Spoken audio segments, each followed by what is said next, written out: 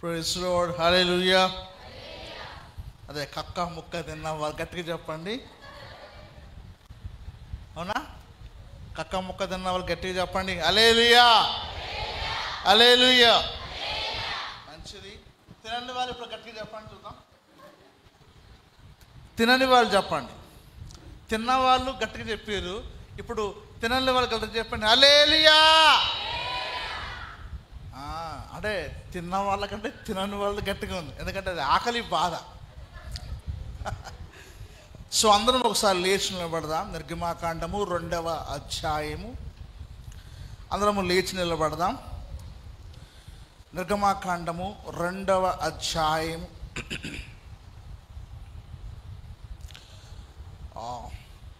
నిర్గమాకాండము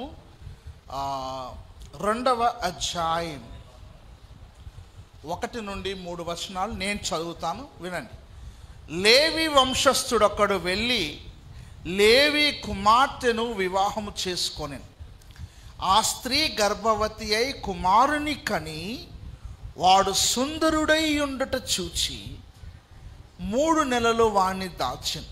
తరువాత ఆమె వాని దాచలేక వాని కొరకు ఒక జమ్ము పెట్టెను తీసుకొని దానికి జిగటమన్నును కీలును పూసి అందులో ఆ పిల్లవాణ్ణి పెట్టి ఏటి ఒడ్డున జమ్ములో ఉంచగా వానికేమి సంభవించునో తెలుసుకొనుటకు వాని అక్క దూరముగా నిలిచి ఉండే. ప్రార్థన చేసుకుందాం. పరిశుద్ధుడా, ప్రేమగల తండ్రి, నమ్మకమైన దేవుడా, స్తోత్రాలు. నిన్న నిరంతరం ఏకరీతిన దేవుడవు, మార్పులేని మంచి దేవుడవు. వాక్యం మీది, వాక్య అనువాదం కూడా మీదే. మాతో మాట్లాడండి. పరలోకమందు కానీ, భూమి మీద కానీ, భూమి క్రింద కానీ ఆ గ్రంథం విప్పటానికి ఎవరికి యోగ్యత లేదు. నీవు వచ్చి నాయనా నీ రక్తము చేత కుమారులను కుమార్తెలనుగా చేసుకొని గ్రంథములో ఉన్న సంగతులను బయలుపరుస్తున్న విధానం బట్టి వందనాలు, స్తోత్రాలు. తండ్రి మీకు వందనాలు. ప్రభువా, మీరు మీ సంఘంతో మాట్లాడి సంఘమును నీ రాకడ కొరకు సిద్ధపడు దయచేయమని, అట్టి కృపాభాగ్యం అనుగ్రహించి బలపరచు సిద్ధపరచుమని సమస్తం మీ చేతికి అప్పగించుకుంటూ మహాదేవుడు మా ప్రభు రక్షకుడు అయిన యేసుక్రీస్తు నామమున ప్రార్థన చేయుచున్నాం తండ్రి, ఆమేన్. కూర్చో. మంచిది. అందరం మంచి కక్క ముక్క తినొచ్చుంటారు కాబట్టి చాలా జాగ్రత్తగా వినండి. నోట్స్ రాసుకునే వాళ్ళు నోట్స్ రాసుకోండి. దేవుడు ఎంత క్రూరుడో చూద్దాం. దేవుడు క్రూరుడా కాదా? దేవుడు క్రూరుడా మంచివాడా? దేవుడు క్రూరుడా మంచివాడా? చెప్పాలా? మంచివాడు. సరే, దేవుని క్రూరత్వాన్ని కొంచెం చూద్దాం. నిర్గమాకాండము 12వ అధ్యాయము. నిర్గమాకాండము 12వ అధ్యాయము 29వ వచనం మనం చదువుదాం. నిర్గమాకాండము 12వ అధ్యాయము 29వ వచనం. అర్ధరాత్రి వేళ జరిగినదేమనగా సింహాసనము మీదున్న కూర్చున్న ఫరో మొదలుకొని చెరసాలలోనున్న ఖైదు యొక్క తొలి పిల్ల వరకు ఐగుప్తు దేశమందలి తొలి పిల్లలనందరినీ పశువులనన్నిటినీ యెహోవా యెహోవా యెహోవా పసిపిల్లలను చంపొచ్చా? పసిపిల్లలను చంపొచ్చా? యెహోవా చెప్పండి, అక్కడ ఏముంది? యెహోవా హతము చేసేను, యెహోవా హతము చేసేను అని మనం చదువుతున్నాం. దేవుడు చంపొచ్చా? అంత ఇప్పుడు ఇశ్రాయేలును వెళ్ళనీయంది ఎవరు? ఫరో ఒక్కడే కదా. కానీ ఐగుప్తు దేశంలో ఉన్న వాళ్ళందరినీ ఫస్ట్ బోర్న్ ఎవరన్నా వాళ్ళందరినీ చంపడం దేవుని క్రూరత్వం కాదా? దేవుని యొక్క క్రూరత్వం కాదా? సరే, మీకు ఇంకొక రెఫరెన్స్ చూపిస్తా. మొదటి సమూయేలు గ్రంథము 15వ అధ్యాయము, మొదటి సమూయేలు గ్రంథము 15వ అధ్యాయం 3వ వచనం చదవండి. అంటే యెహోవా దేవుడు ప్రవక్త అయిన సమూయేలుని సౌలు దగ్గరికి పంపిస్తూ ఇలా మాట్లాడతాడు. చదవండి అమ్మా. కాబట్టి నీవు పోయి ఏం చేయొద్దు, ఏం చేయొద్దు, కనికరింపక అమాలేకీలను హతము చేయుచు పురుషులనేమి, స్త్రీలనేమి, బాలురనేమి, పసిపిల్లలనేమి, ఎద్దులనేమి, గొర్రెలనేమి, వంటలనేమి, ఘార్తాభములనేమి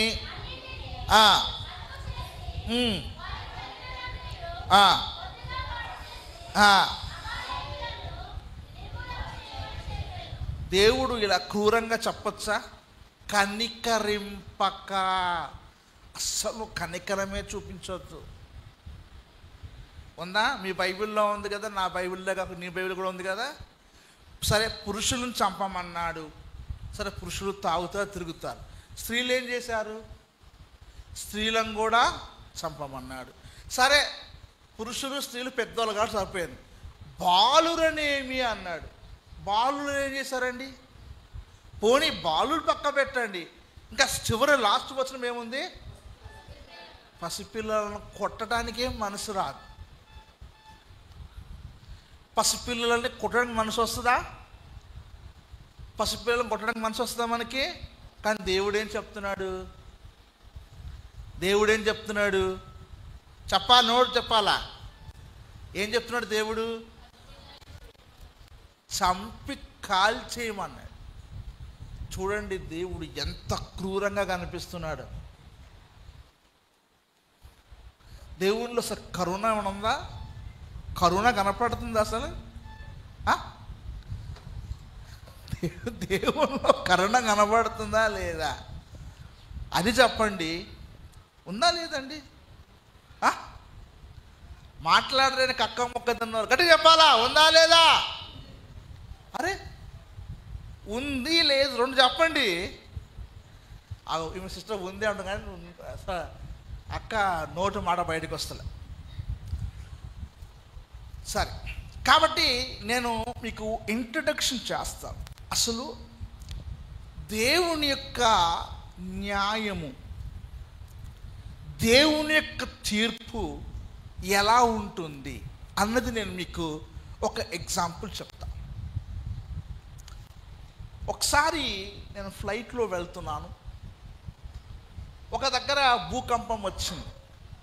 భూకంపం వచ్చి చేతులు కాళ్ళు ఇరిగిపోయిన పిల్లలను చచ్చిపోయిన వాళ్ళని లాగుతున్నారు. దేవుడు ఎంత క్రూరుడండి! భూకంపం వచ్చిందని అనాథ పిల్లలను దేవుడు చేశాడు అన్నాడు. అప్పుడు నేను చెప్పాను, బైబిల్లో దేవుడు అక్కడక్కడ భూకంపములు కలుగునని ముందే చెప్పాడు దేవుడు అన్న. అందుకేనండి మీ దేవుడు భూకంపములు కలుగునని చెప్పాడు కదా, ఎంత అమాయకులను చంపడం ఎంతవరకు నిజమండి అన్నాడు. మరి భూకంపములు వస్తాయని యేసుప్రభు చెప్పాడా లేదా? గట్టిగా చెప్పాలా? కోటిసారి సంఘము కోటి రాగాలతో, కోటి శబ్దాలతో చేయగలరు. గట్టిగా చెప్పాలా? చెప్పాలి. ఏంటి చెప్పాలి? భూకంపము వస్తుందని ప్రభు చెప్పాడా? మరి అనాథ పిల్లలను, దిక్కులేని వారిని దేవుడు చేయడం సత్యమేనా? ఈరోజు అంటే దేవుని వాక్యాన్ని సరిగ్గా అర్థం చేసుకోకపోవడం మెయిన్ కారణం అది.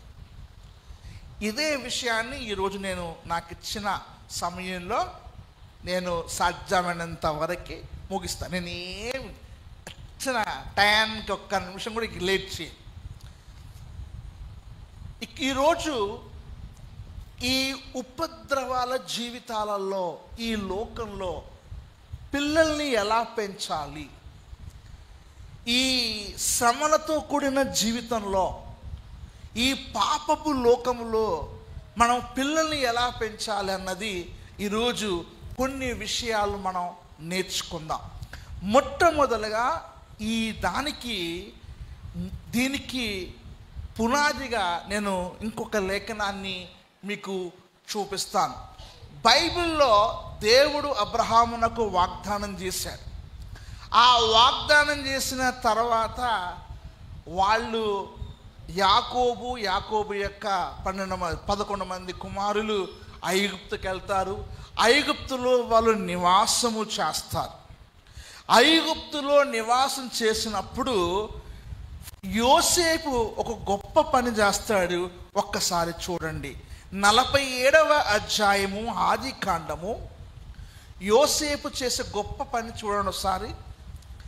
47వ అధ్యాయం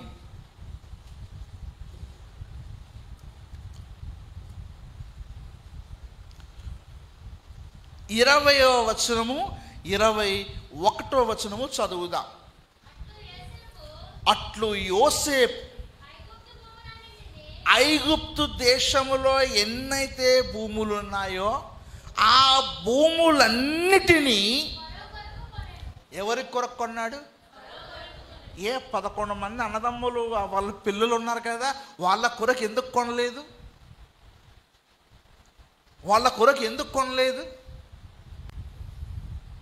చూడండి, వాళ్ళ కొరకు ఎందుకు కొనలేదు? సొంత అన్నదమ్ముల పిల్లలు, వాళ్ళ పిల్లలు కూడా ఉన్నారు కదా, ఉన్నారా లేరా? ఉన్నారు కదా. మరి వాళ్ళ కొరకు ఎందుకు కొనలేదు? ఫరో కొరకు ఎందుకు కొన్నాడు? చదవనా?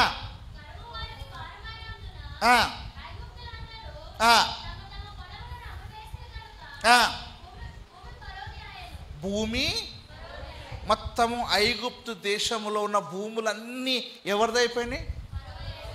మరి ఆ భూమి యోసేపు ప్రధానిగా ఉన్నప్పుడు మరి ఆ స్థలాలన్నీ వీళ్ళకి పంచొచ్చు కదా. ఎవరికి పంచొచ్చు కదా? పంచలేదు. ఎందుకు తెలుసా? ఆ ఐగుప్తు వారు నివాసము ఉండే దేవుని యొక్క వాగ్దాన దేశం అది కాదు. అందుకని యోసేపు వారి కొరకు కొనలా. వారి కొరకు కొనకుండా యోసేపు ఏం చేశాడో చూడండి. 50వ అధ్యాయము 24 నుంచి కొన్ని వచనాలు చదువుదాం. చూడండి. యోసేపు తన సహోదరులను చూచి, నేను చనిపోవచ్చున్నాను, దేవుడు నిశ్చయముగా మిమ్మను చూడవచ్చు, ఈ దేశములో నుండి తాను అబ్రహాము, ఇస్సాకు, యాకోబులతో ప్రమాణము చేసి ఇచ్చిన దేశమునకు తీసుకొని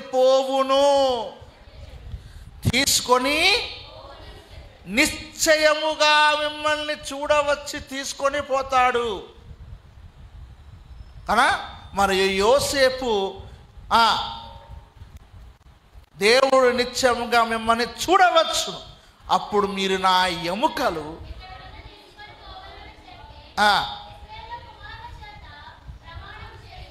అది ఆయన చనిపోయేటప్పుడు, అయ్యా మనం ఈ దేశం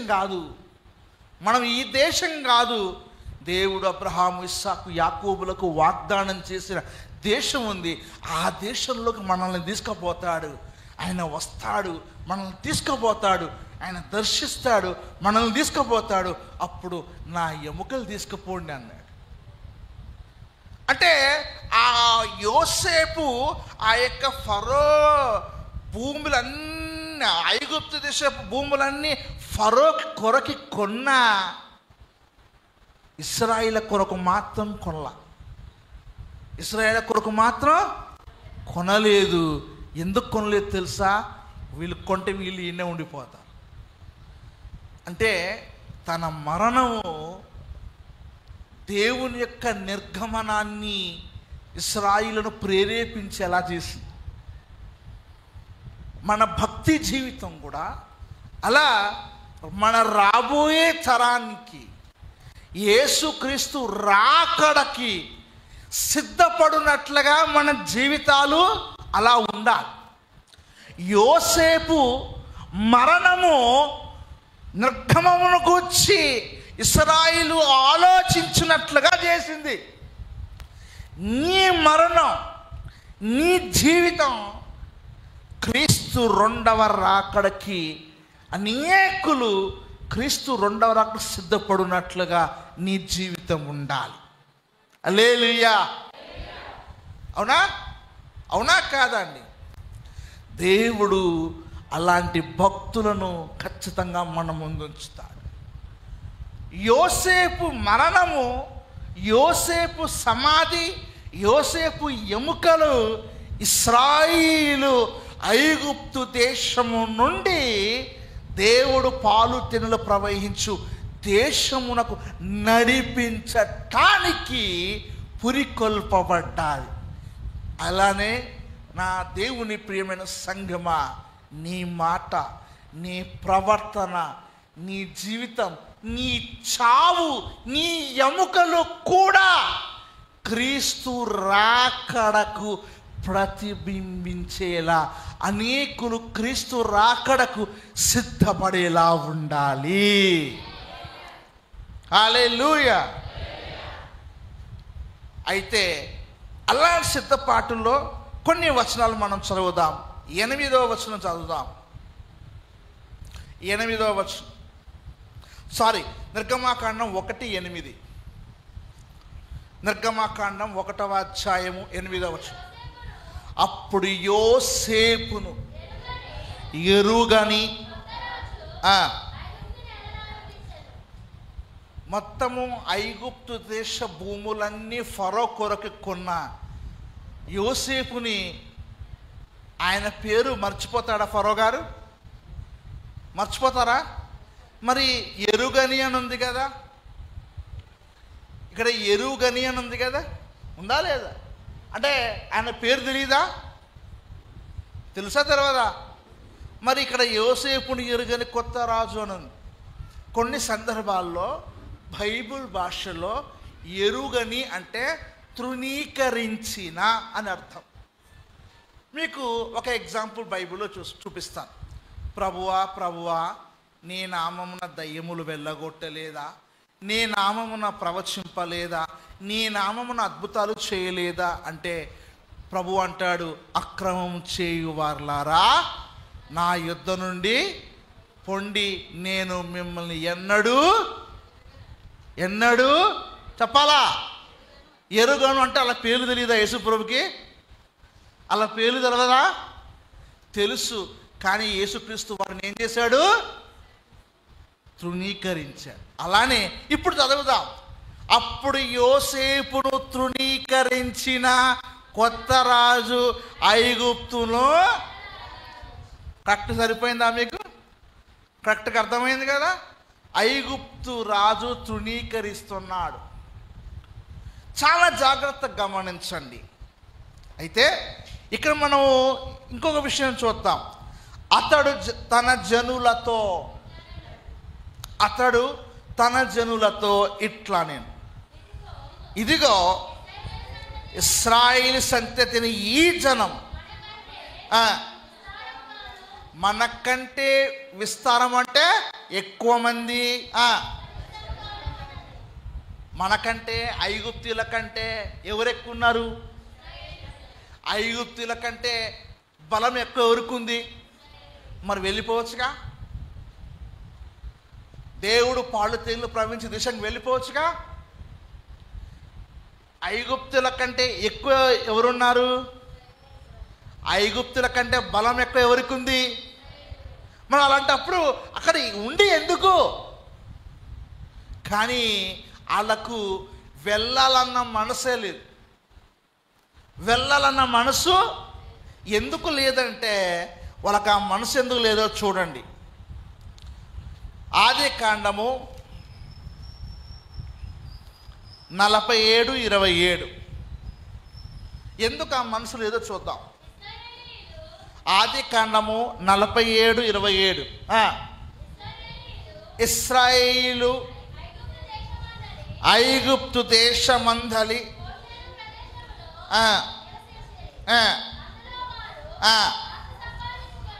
వారు ఆస్తి సంపాదించుకొని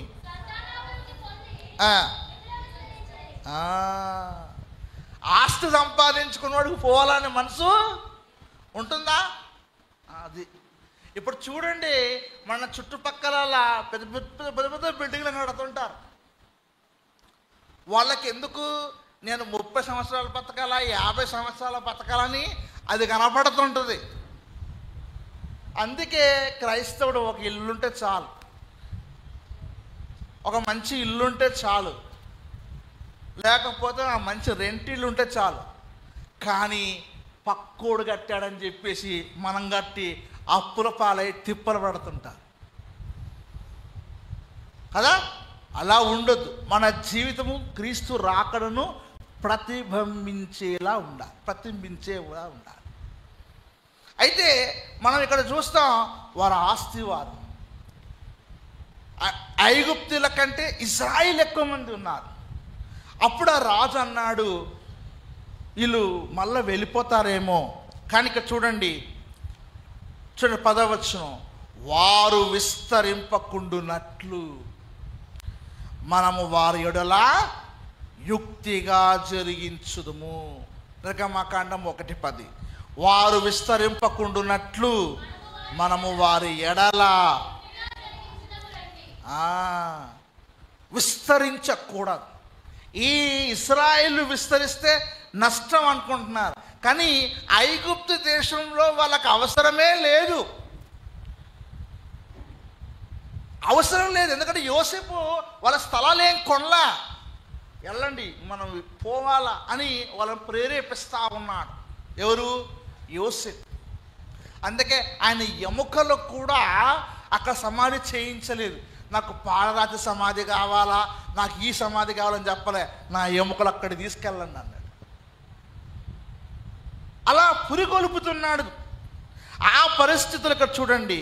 రండి, లేని ఎడల యుద్ధము కలుగున్నప్పుడు మన శత్రువులతో చేరి మాకు విరోధముగా యుద్ధము చేసి ఈ దేశములో నుండి వెళ్ళిపోతారు. ఆయనకు కూడా తెలుసు వీళ్ళు వెళ్ళిపోవడానికి రెడీగా ఉన్నారని. పోకుండా ఆపాలి. అప్పుడు ఆ ఆపటం ఏం చేశాడు? కాబట్టి వారి మీద పెట్టిన భారములలో వారిని శ్రమ పెట్టుటకు వెట్టి పనులు చేయించు అధికారులను వారి మీద నియమింపగా వారు ఫరో కొరకు ధాన్యాదు నిలవ చేయు పీతోను రామసీసను పట్టణములను. సో ఇక్కడ చాలా జాగ్రత్తగా గమనించండి. ఎవాంజలికల్ ఎక్స్జిటికల్ కామెంటరీ అని ఈగిన్ కార్పెంటర్ అనే ఒక గొప్ప దైవజనుడు ఈ నిర్గమకాండం మీద గొప్ప వ్యాఖ్యానం చేశారు. దీంట్లో ఈ 1వ అధ్యాయమును ఆయన హిస్టారికల్ బ్యాక్గ్రౌండ్ చెప్పుకొస్తాడు. ఆ బ్యాక్గ్రౌండ్ ఏంటంటే, ఈ ఇశ్రాయేలు మనం ముందు వచనం చదివాం కదా, మనకంటే విస్తారముగాను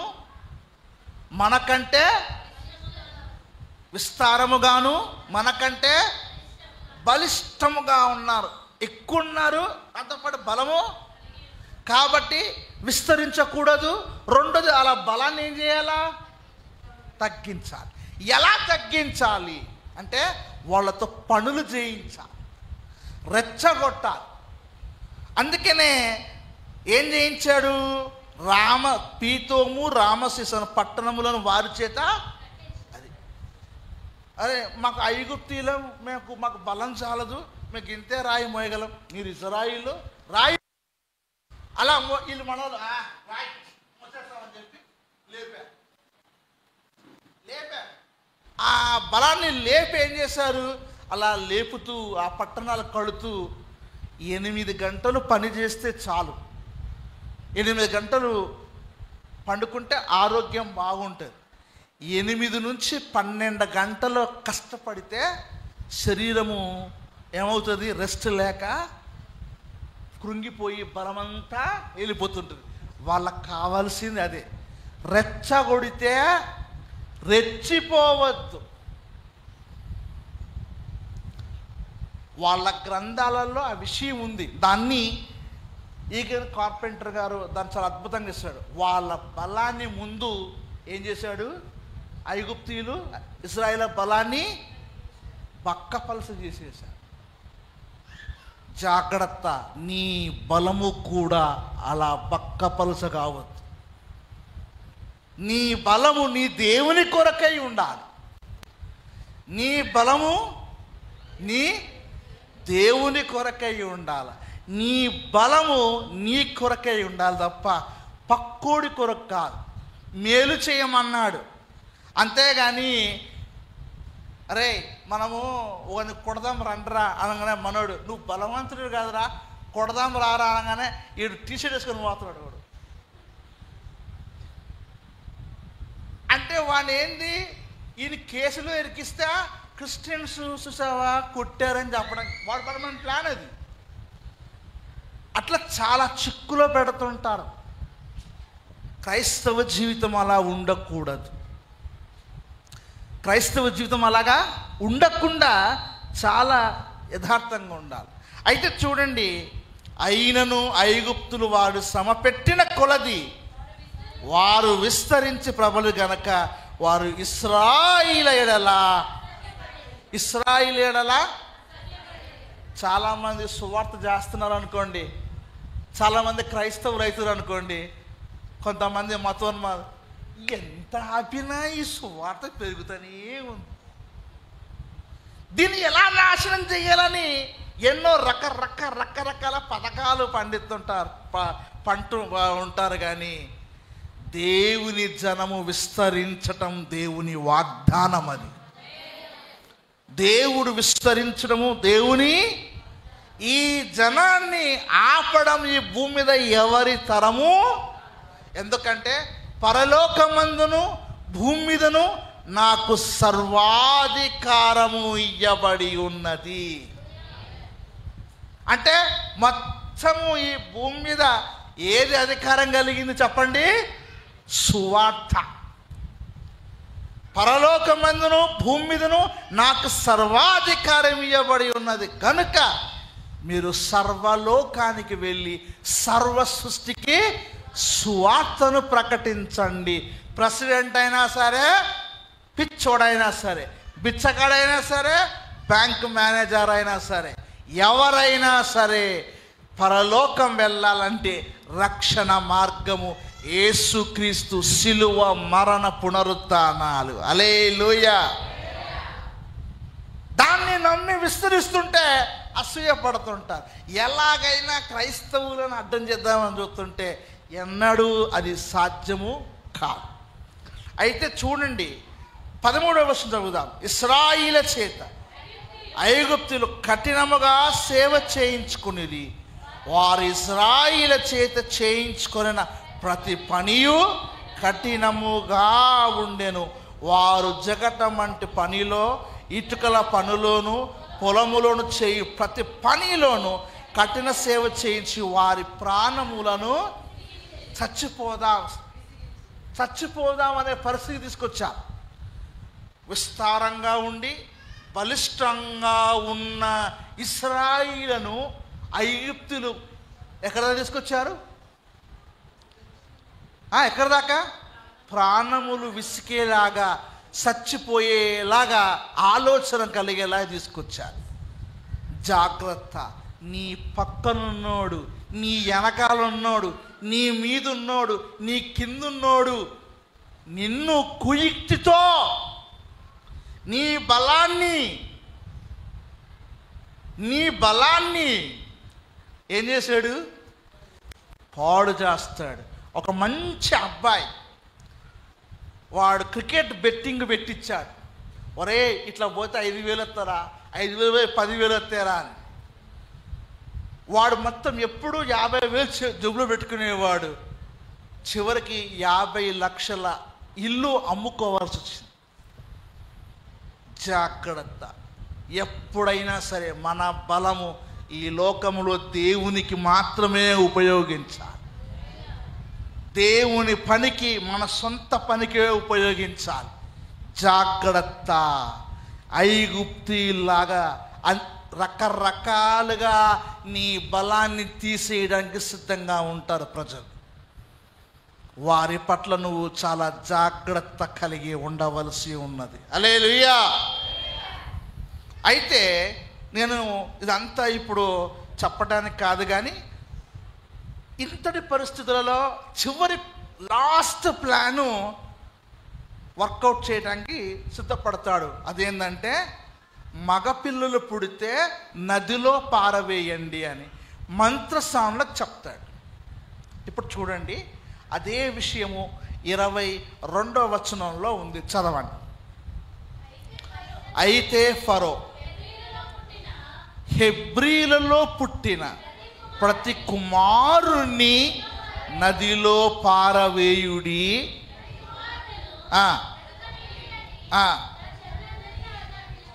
తన తన జనులందరికీ అంటే అర్థం, జనులందరికీ అంటే ఐగుప్తీయుల అందరికీ వర్తిస్తుంది. అందులో కొందరు కాదు, ఐగుప్తీయులందరూ కూడా మీ ఇంట్లో అబ్బాయి ఉండా అని తీసుకుపోయి ఏం చేసేవారు? నదిలో పారవేశారు. ఆ నది పేరు ఏంటి? నైలు నది. ప్రపంచం మొత్తంలో కూడా అతి పెద్ద మొసలిలు, క్రొకడైల్స్ ఉన్న నది ఏంటంటే నైల్ నది. ఒక్కొక్క క్రొకడైలు 14 ఫీట్లు, 16 ఫీట్లు, 18 ఫీట్లు ఉంటాయి. అంత పెద్ద పెద్ద మొసళ్ళు నా నైల్ నదిలో ఉంటాయి. ఆ పిల్లని తీసి ఇట్లా ఇసిరేసేవారు. మనం 2 విషయాలు ఆలోచిద్దాం. ఇక నేను మీకు ఎక్కువ టైం లేక చాలా తక్కువ టైంలో చెప్తాను. మొట్టమొదటిది ఏంటంటే, ఇప్పుడు మన నదులకి పూజలు చేస్తారు. గోదావరి పుష్కరాలు, కృష్ణ పుష్కరాలు అని మనం చేస్తుంటాం కదా. అలానే వాళ్ళు కూడా నైలు నదికి పూజ చేసేవారు. రోజు ఒక జంతువు ఫరో దగ్గర నుంచి వచ్చి నైలు నదిలో వేసి నైలును పూజిస్తూ, అయ్యా అమ్మ నైలు, మా మీదికి జలప్రవాహం రాకుండా కాపాడని అలా నైలు నదికి పూజ చేసేవారు. ఆ సమయంలో ఇక్కడ ఇశ్రాయేలు పిల్లలను ఇసిరేసేవారు. ఎందులోకి? నదిలోకి. ఒకటి, అక్కడ పూజ కార్యక్రమం జరుగుతున్నట్టుగా కనపడుతుంది. రెండవది, వాళ్ళ ప్రతీకారం కూడా ఏం చేయబడుతుంది? ప్రతీకారం కూడా తీర్చుకుంటారు. 2 పనులు అవుతున్నాయి. ఆ 2 పనులు అవుతున్నప్పుడు అందరూ కుమిలిపోతున్నారు, అందరూ ఏడుస్తున్నారు. పొట్ట చేట్ల బుడ్డ పుట్టంగానా అబ్బాయా ఇసే పసిపిల్లల్ని చేస్తున్నారు. ఇశ్రాయేల్ తల్లులు ఏడుస్తూ ఉన్నారు. వాళ్ళ బాధలు స్వర్ణానితం. బలము ఉన్నప్పుడే శత్రువు అణిగిమణిగి ఉంటాడు. నీ బలాన్ని ఎక్కడా నువ్వు లొంగకుండా బలాన్ని కాపాడుకో, లేకపోతే నీ మీద శత్రువు పెత్తనం చేయడానికి సిద్ధంగా ఉంటాడు. అలాంటి ఉపద్రవములలో ఒక 2 భార్యాభర్తలు దేవుని కొరకు ఒక కుమారుణ్ణి పెంచాలనుకున్నారు. వాళ్ళెవరంటే అమ్రాము, యొకెబెదు. హెబ్రీ రాసిన పత్రిక 11వ అధ్యాయములో హెబ్రీ గ్రంథకర్త అద్భుతంగా ఆ విషయం రాస్తాడు. చూడండి, హెబ్రీ రాసిన పత్రిక 11వ అధ్యాయం 23వ వచనం. మోషే పుట్టినప్పుడు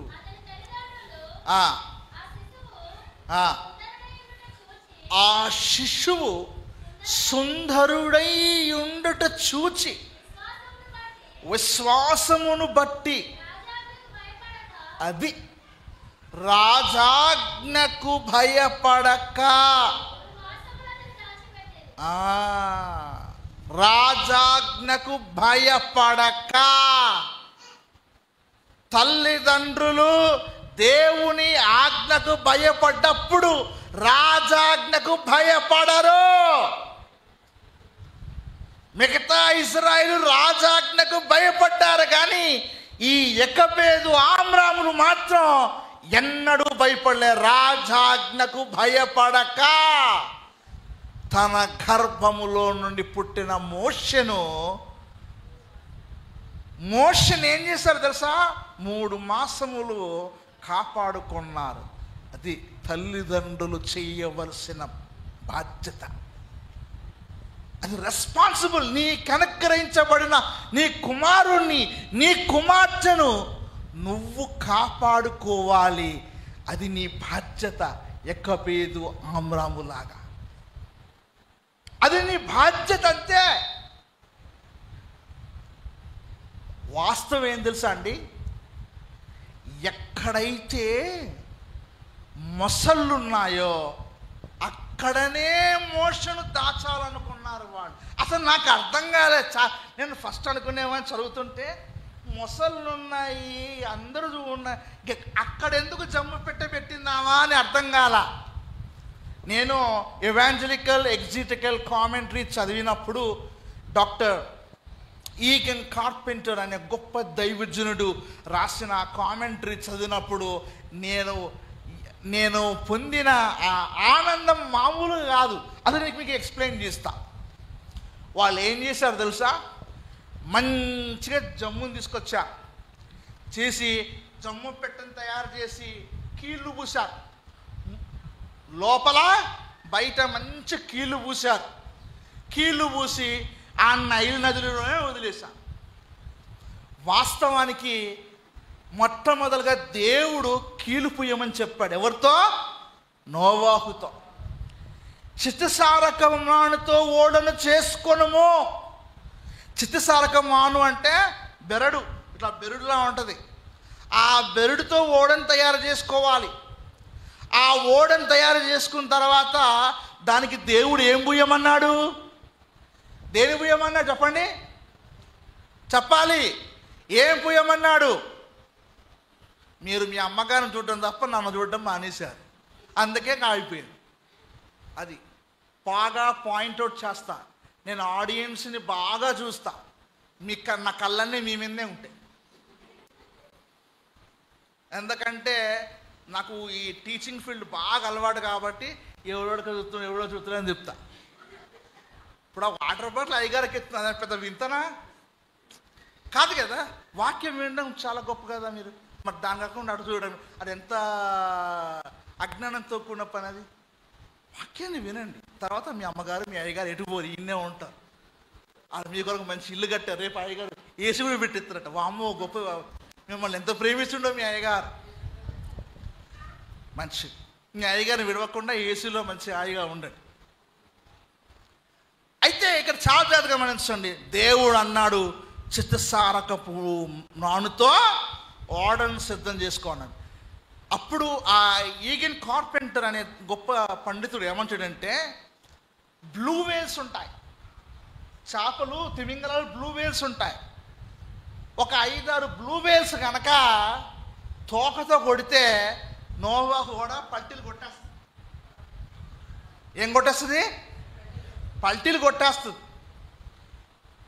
కాబట్టి దేవుడు ఏం చేశాడంటే, నువ్వు కీలుబుయ్య అన్నాడు, లోపల బయట కీలుబుయ్యమన్నాడు.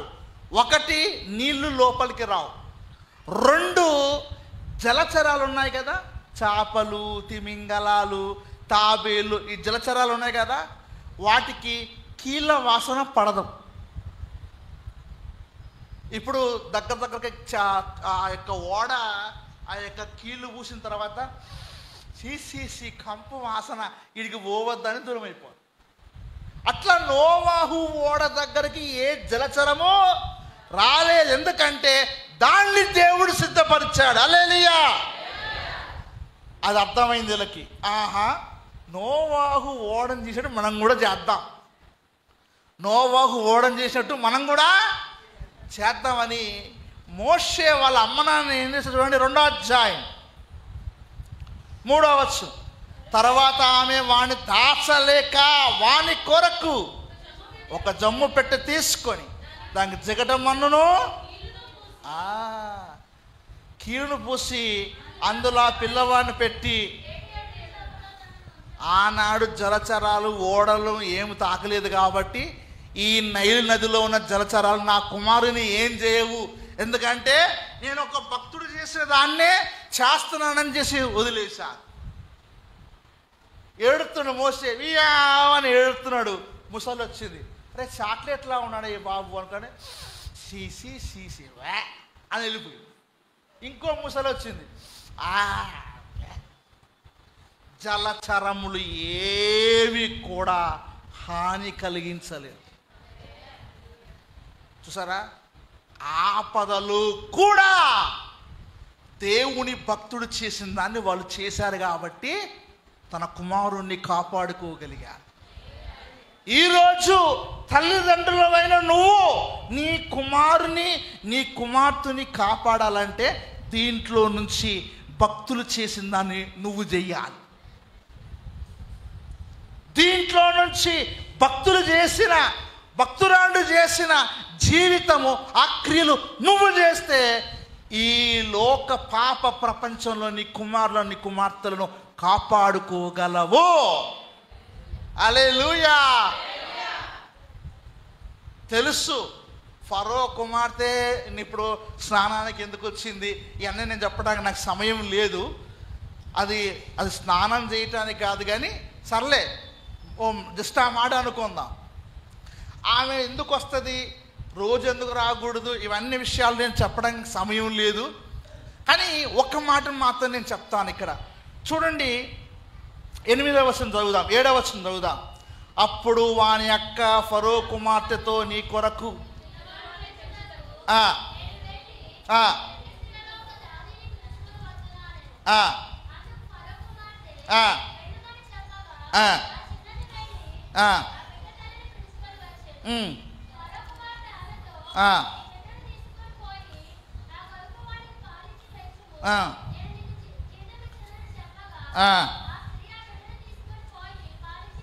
పాలిచ్చి పెంచాను.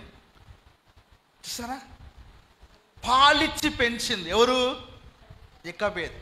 ఎకబేతుకు. అంటే ఇవన్నీ విషయాలు చెప్పొచ్చు. ఈ పాలిచ్చి సొంత తల్లి ఫరో కుమార్తె కొరకి పాలిచ్చి పెంచింది.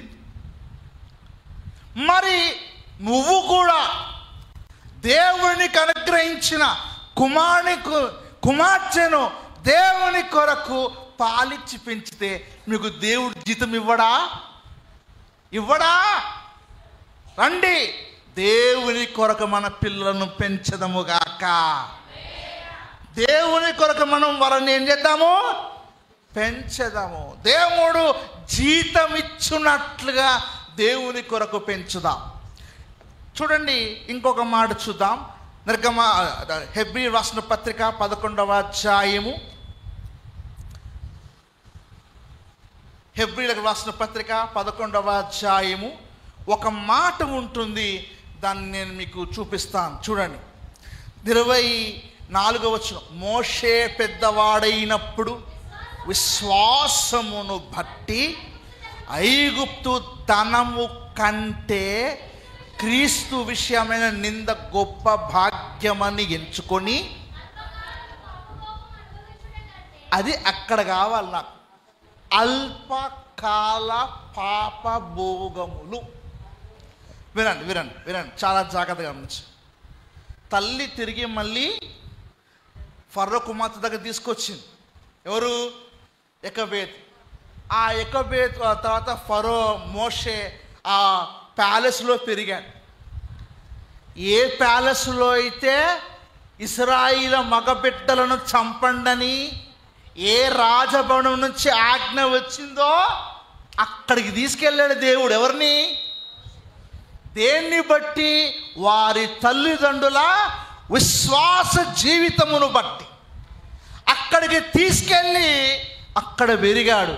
వాళ్ళు డ్యాన్సులు, త్రాగుబోతులు, విందులు, ఈ అల్ప పాప భోగాలన్నీ చూస్తున్నాడు. ఎవరు? మోషే. కానీ అవన్నీ మోషకు ఇష్టం అవ్వాల. అవన్నీ మోషకు ఏమవ్వలేదు. ఎందుకు ఇష్టం అవ్వలేదు? అపోస్తుల కార్యములు 7వ అధ్యాయములో దాని చక్కగా ఒక మాట ఉంటుంది చూడండి. 23వ వచనం. 23 అపోస్తుల కార్యములు 7:23.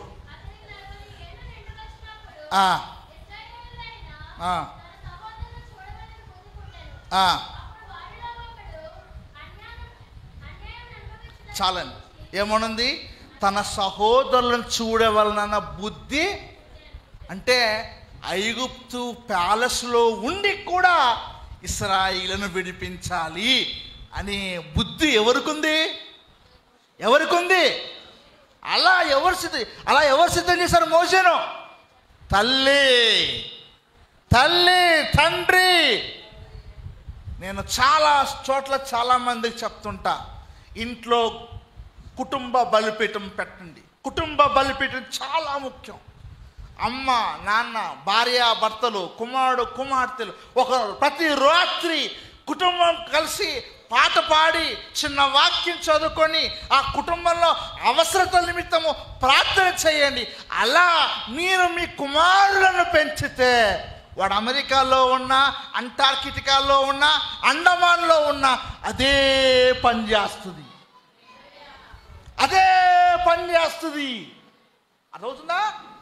చాలామంది అంటారు, అయ్యగారు మా అబ్బాయి బెంగళూరులో మందు తాగుతుందంట. అయ్యగారు బెంగళూరులో మందు నువ్వు నేర్పించాలి.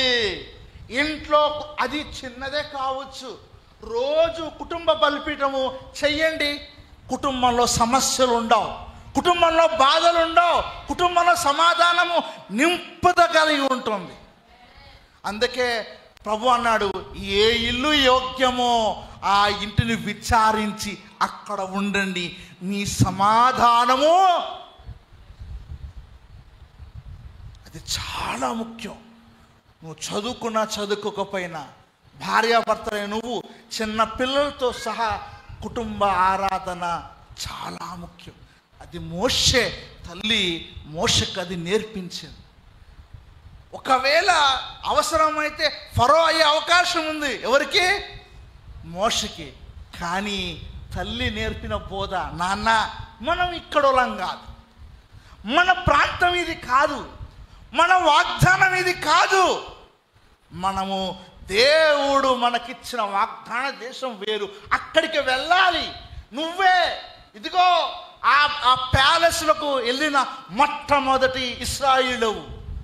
నువ్వు చెయ్యి, మన ప్రజలను వాళ్ళ బాధల్ని విడిపించు అని తల్లి ఎంతగా నేర్పించిందో అది మనస్సులో బాగా నాటుకుంది. ఎవరికి? నేను చాలాసార్లు ఒక పాస్టర్ అమ్మని చూశాను. నా జీవితంలో అట్లాంటి పాస్టర్ అమ్మని ఎవ్వరు చూడలే. 4 సంవత్సరాల ఆ బాబుని ఒళ్ళో కూర్చోబెట్టుకొని అన్నం తినిపిస్తూ మోషే సముద్రమును చీల్చాడు, మొత్తం బైబిల్ కథలన్నీ చెప్తుంటుంది ఆ పిల్లోడికి. అసలు నేను ఆశ్చర్యపోయినా. అప్పుడు వేరే పక్కన ఒక బాబు దయ్యం వచ్చిందంటే ఎక్కడెక్కడ ఈ చిన్న బాబు వస్తున్నాడు. పెద్దలు భయపడతారు. వాళ్ళు ఏం నేర్పించారంటే దయ్యము యేసునామమున వణుకు నువ్వు అని నేర్పించారు. అసలు ఆ పిల్లోడికి నాకు ఆశ్చర్యం వచ్చింది. నేను కనుక నాకు పిల్లలు లేదు, ఒక్కవేళ నేను కనుక నాకు పిల్లలు పుడితే నా భార్యకి అలా చేయమని చెప్పాను నేను చాలాసార్లు. నా లైఫ్లో అట్లాంటి పాస్టర్మని చూడలేదు. కూర్చోబెట్టుకొని తినబెడుతూ బైబిల్లో దేవుడు చేసిన కార్యాలు మొత్తం చెప్తుంటుంది.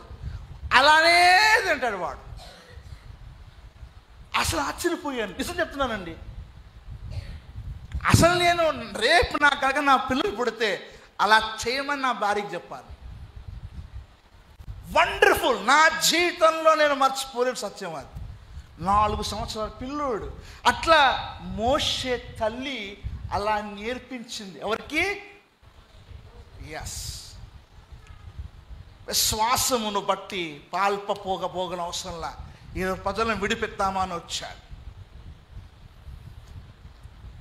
అది తల్లిదండ్రుల బోధ, తల్లిదండ్రుల పెంపకం, అది తల్లిదండ్రుల యొక్క ఆచరణాత్మకమైన జీవితం మోషే మీద చాలా ప్రభావితం చూపించింది.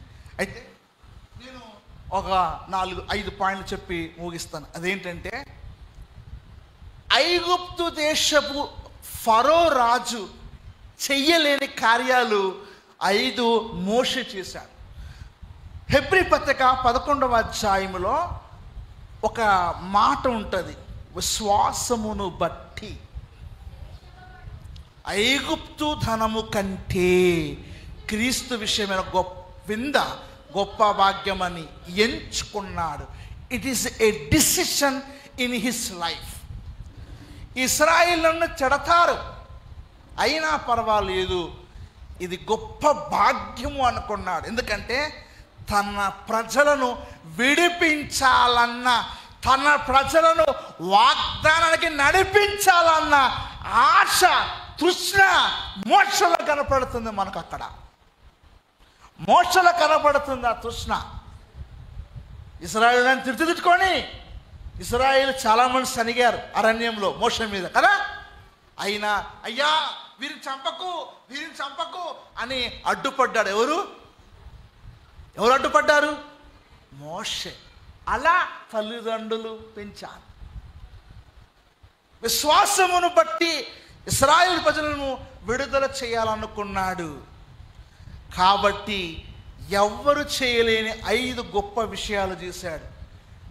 ఎంత జ్ఞానమున్న సముద్రం చీల్చే పోటుగాడు ఈ భూమి మీద లేడు, ఒక్క మోషే తప్ప. నీకెంత జ్ఞానం ఉండిని సముద్రం చీల్చగలవా? కానీ విశ్వాసంతో సముద్రాన్ని చీల్చగలిగాడు. ఎవరు? అదే ఐగుప్తులో ఉంటే ఆ అద్భుతం చేసేవాడా? సైన్సు. అందుకే మా సైంటిస్ట్ గారు ఏం చెప్తారంటే, విశ్వాసము చేత ఆనాడు చేసిన దేవుని అద్భుతాలు ఇప్పుడు విజ్ఞానము ఆ అద్భుతాలను వివరిస్తుంది అన్నాడు. విశ్వాసంతో చేయబడ్డ ఆనాటి అద్భుతాలు ఇప్పుడు విజ్ఞానం ఏం చేస్తుంది? అద్భుతాలను వివరిస్తుంది. సముద్రం చీల్చడం బైబిల్లో మోషే ఒక్కడే చేశా, అవునా? రెండవది, మన్నాను కురిపించి, ప్రార్థన చేస్తే మన్నా వచ్చింది. ఐగుప్తు ప్యాలెస్లో మంచి మటన్లు, చికెన్లు, బిర్యానీ, ఇంకేమో. కానీ పరలోకం నుండి మన్నా తెప్పించగలరా? తెప్పించలేరు. కానీ అది మోషే ద్వారా దేవుడు చేసిన గొప్ప కార్యం. మూడవది, బండ నుండి నీళ్ళు వచ్చాయి. అలా బండ నుండి నీళ్ళు తెప్పించగలరు ఎవరైనా? నాలుగవది, సినాయి పర్వతం మీద దేవుణ్ణి ముఖాముఖిగా చూచాడు. ఎవరు? అలా ఐగుప్తులో ఉంటే చూడగలడా? ఇక ఐదవది, మోషే ద్వారా అనేక అద్భుతాలు దేవుడు చేయించాడు. ఈ 5 విషయాలు దేవుని కొరకు విశ్వాసం చేత దేవుని కొరకు తన జీవితాన్ని నిర్ణయించుకున్న దాన్ని బట్టి అద్భుతంగా దేవుడు విజ్ఞానము ద్వారా చేయలేని గొప్ప కార్యాలు విశ్వాసం ద్వారా మోషే చేశాడు. అందుకే మనకు అపోస్తుల కార్యములు 7వ అధ్యాయములో ఈ మాట వ్రాయబడి ఉంటుంది. చూడండి, అపోస్తుల కార్యములు 7వ అధ్యాయం 22వ వచనం. మోషే ఐగుప్తీయుల సకల విద్యలను అభ్యసించి మాటల యందును కార్యముల యందును ప్రవీణుడై ఉండెను. ఇన్ని ఉన్నా అవన్నీ దేవుని కొరకు విడిచిపెట్టినప్పుడు అవన్నీ చేయలేనివి దేవుని యందు విశ్వాసం ద్వారా మోషే చేయగలిగాడు. నీ పిల్లలు కూడా మోషేలాగా పెంచవలసిన బాధ్యత. మీకు ఒక విషయం చెప్పనా? ఫరో ఏమన్నాడు? ఇశ్రాయేలు కొడుకులందరినీ నైల్ నదిలో పారవేయండి అన్నాడు. అవునా? ఇప్పుడు వాని కొడుకే సముద్రంలో తేలుతున్నాడు. వాని కొడుకే కదా సముద్రంలో తేలింది. వింటున్నారా మీరు? మీకు అర్థమవుతుందా? ఫరో కుమారుడే కదా మోషేని చంప చూసింది ఎవరు? ఒక ఫరో. మోషే పెద్దవాడైనప్పుడు ఇంకో ఫరో. ఆ ఫరో సముద్రంలో చూడండి. అపోస్తలుది నిర్గమాకాండము 14వ అధ్యాయం. నిర్గమాకాండము 14వ అధ్యాయము 30వ వచనం. నిర్గమాకాండం 14:30. ఆ దినమున యెహోవా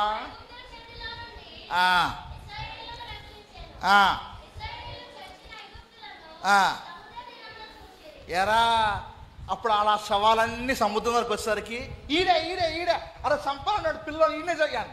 ఇప్పుడు అంతా వాళ్ళే నైల్ నదిలో గారు సముద్రంలో వెళ్తున్నారు.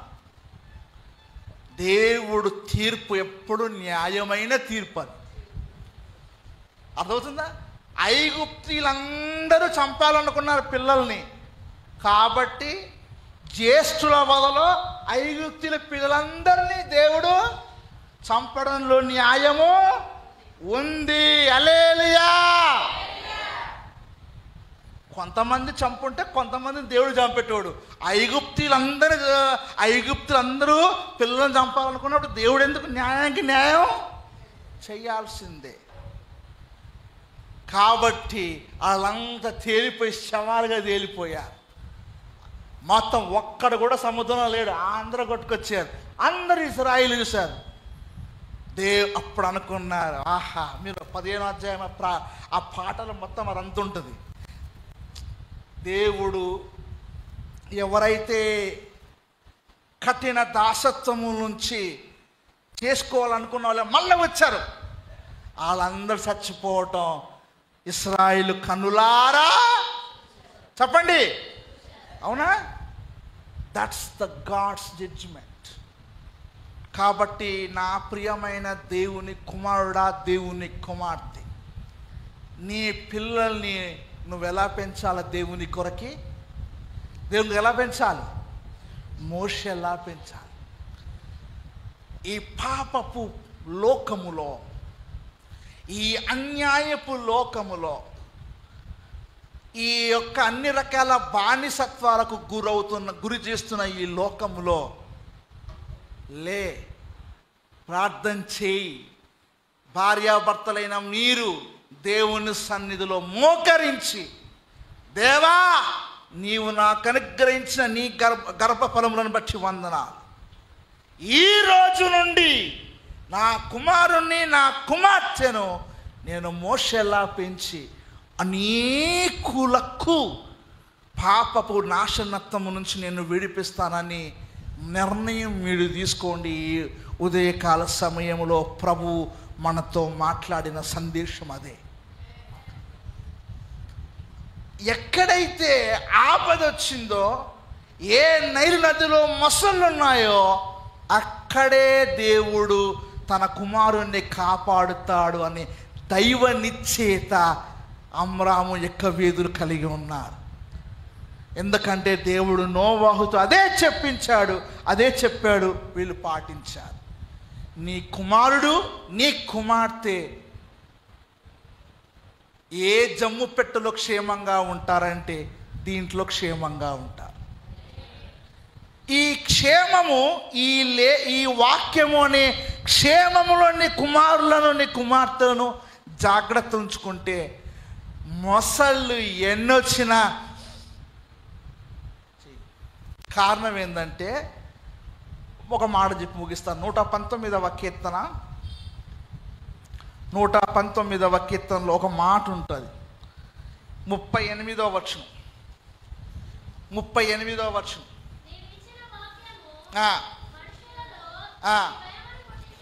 నీవిచ్చిన వాక్యము మనుష్యులలో ఎవరి భయాన్ని పుట్టిస్తుంది? దేంట్లో ఉంది దేవుని భయం? ఇక దీంట్లో ఉంది, దీంట్లో ఉంది. చూడండి, అందరూ మీరు బైబిల్ పట్టుకోండి, ఇట్లా హోల్డ్ విత్ యువర్ బైబిల్. దీంట్లో ఉంది, ఇందులో భయపడని వాడు ఈ భూమి మీద లేడు. ఈ వాక్యము నీ నోట్లో పెట్టుకుంటే ప్రతి హృదయము కూడా కదిలింపబడుతుంది. ఎందుకనగా దేవుని వాక్యము సజీవమై బలము గలదై హృదయాలను కీళ్లను కూడా విభజించున్న శక్తి కలిగింది. ఈ వాక్యంతో నీ కుమారులను నీ కుమార్తెలను కాపాడదు. నువ్వు ప్రతిరోజు ప్రతి రాత్రి కుటుంబ బలిపీఠం పెట్టు. మోషేలాగా నీ కుమారులను సిద్ధపరచు. అది నువ్వు చేయవలసిన బాధ్యత దేవుడు నీకు ఇచ్చాడు. మోషేలా నాయకులను చేయి. మోషేలా బానిసత్వంలో ఉన్న దేవుని ప్రజలను విడిపించడానికి సిద్ధం చేయి. దేవుని దగ్గర నువ్వు జీతం పొందుకుంటావు. హల్లెలూయా.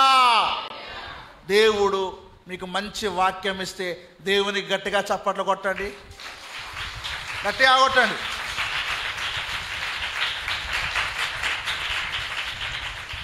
మంచిది. మరి నా పేరు ప్రశాంత్ జోబ్ శాస్త్రి. నాకు యూట్యూబ్ ఛానల్ ఉంది, దానికి సబ్స్క్రైబ్ చేయాలి. ఏం చేయాలా? నా యూట్యూబ్ ఛానల్ పేరు ఏం పేరు? ప్రశాంత్ జోబ్ యోబు Prashant Job Shastri YouTube channel ఉంది. దానికి గట్టిగా సబ్స్క్రైబ్ చేయండి, వేరే వాళ్ళకు కూడా షేర్ చేయండి. అర్థమవుతుందా? మళ్ళీసారి చెప్తాను, Prashant Job Shastri official YouTube channel. అప్పుడు సూట్ వేసుకొని కనబడతాం. మిగతా చాలా చోట నేను వాక్యం చెప్పా, అవి సబ్స్క్రైబ్ చేసుకోకండి, దానివల్ల ఏ లాభం లేదు. ఒక ప్రసంగం 2 ప్రసంగాలు నావి ఉంటాయి, నాది మాత్రం సబ్స్క్రైబ్ చేస్తే నాయే ఉంటాయి ఇంకా. కాబట్టి ఈ విషయం దృష్టిలో పెట్టుకోండి. నా ఛానల్ సబ్స్క్రైబ్ చేసుకోండి. సార్గా ఛానల్ కోటి సార్ సిఎంసి కోటి సిఎంసి కాదు, కూడా గట్టిగా కొట్టండి. దేవుడు ఈ వాక్యాన్ని మన వినికిడిలో హృదయపూర్వకంగా ఆయన ఫలింప చేయనుగాక. ఈ అవకాశం ఇచ్చిన దైవజనులు కోటి గారికి వందనాలు చెల్లిస్తూ ముగిస్తున్నాం.